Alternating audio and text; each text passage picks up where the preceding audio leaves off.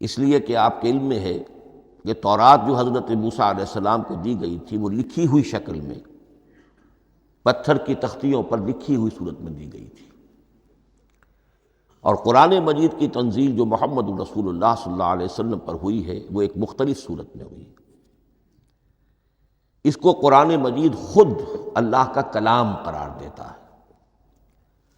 چنانچہ سورہ توبہ کی آیت ہے، آیت نمبر 6، وَإِنْ أَحَدٌ مِّنَ الْمُشْرِكِينَ اسْتَجَارَكَ فَأَجِرْهُ حَتَّى يَسْمَعَ كَلَامَ اللَّهِ ثُمَّ أَبْلِغْهُ مَأْمَنَهُ۔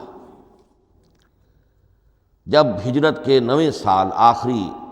وارننگ دی گئی تھی مشرکین عرب کو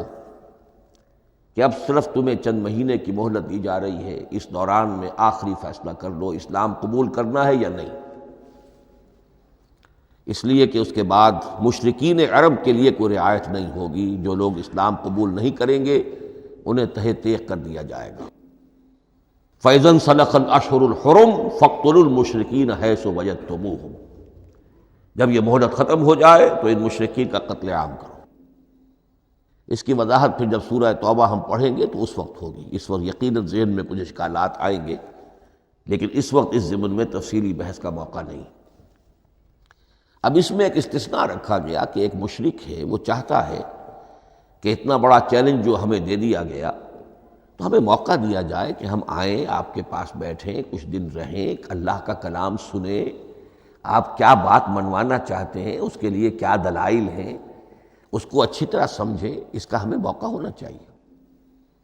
اس کے لیے یہ آیت نازل ہوئی کہ وَإِنْ أَحَدٌ مِّنَ الْمُشْرِكِينَ اسْتَجَارَكَ، اے نبی اگر ان مشرکین میں سے کوئی شخص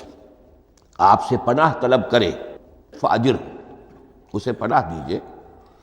حَتَّى يَسْمَعَ كَلَامَ اللَّهِ، یہاں تک کہ وہ اللہ کا کلام سن لے، ثُمَّ أَبْلِغْهُ مَأْمَنًا، پھر یہ بھی نہیں کہ اسی وقت اسے کہا جائے کہ تم مانتے ہو یا نہیں مانتے، نہیں،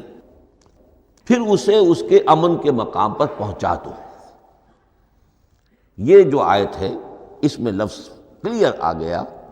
کہ قرآن مجید اللہ کا کلام ہے۔